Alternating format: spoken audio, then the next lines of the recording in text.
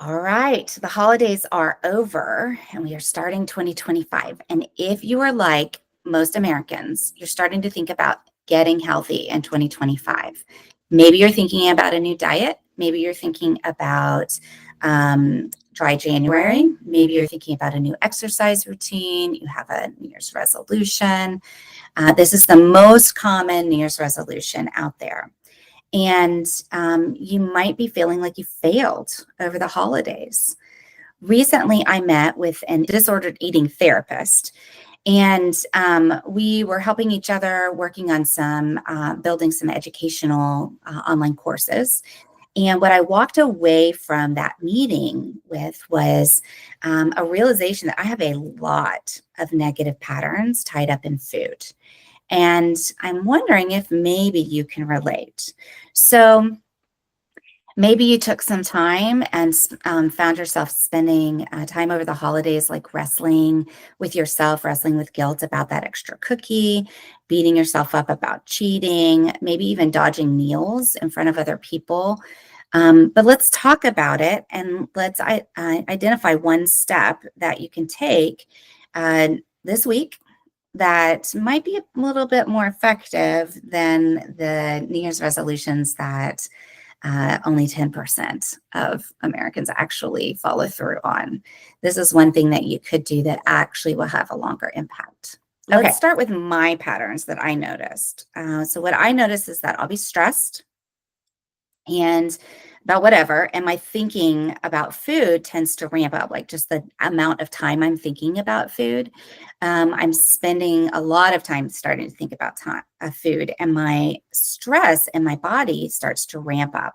At the same time, I'm feeling guilty about that, and I'm trying to control myself. So I throw myself into my to-do list to distract myself, or I'm doing all the right things. But now all I'm doing is focusing on food. I'm not actually focusing on myself. So I start to actually miss some of my body cues that I need rest, or I need water, or that I need actual food, right? And I'm pushing through. So my cravings are increasing. And eventually I'll need a dopamine hit to like level out my stress levels. And so that craving increases. And then I'll go ahead and think something like, I deserve this, or it's not going to be that big of a deal, or I don't have time to cook, or one won't matter, or whatever. And then I'll eat something. I'll feel guilty, gross, and I'll return to being good. And all the while, I'm over focused on food. I'm not connecting with my body, is what is already telling me. So I'm wondering if this pattern or something similar to it sounds very familiar to you. This is a really common kind of thing for folks. So the good news is that you already have everything that you need to break free from this cycle. You've got strength, courage, the ability to learn new things and have new ways of thinking. But first, you have to know what the pattern is and what the cycle is that you're trying to break out of.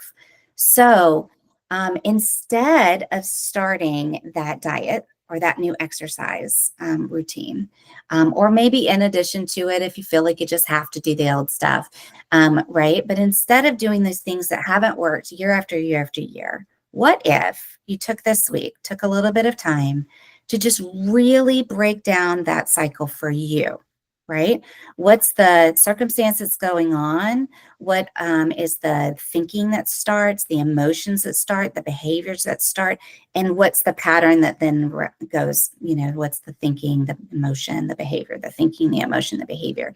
Just write down every single little bitty, teeny tiny piece. Slow that process down for yourself so that you can start to see your pattern.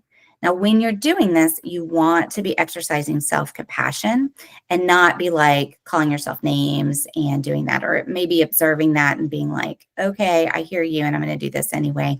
And maybe you can chill out a little bit to that critical voice. But notice that critical voice, right? And that might be part of your pattern. All right, take this one step, start noticing the pattern. That is the first step to breaking it so that you can be free of all of this, spinning around that we do that's related to food and worthiness, and just get back to our worthiness being intrinsic and being able to move through the world as a person that matters. If this really brings up some intense stuff, you might need therapy. So it might be a great time to consider that. But in the end, whatever you decide that you need to do, taking this first step will get you on the way that you want to go to really being healthy and breaking free of this pattern and kind of the chains that disordered eating ties us in. Thanks.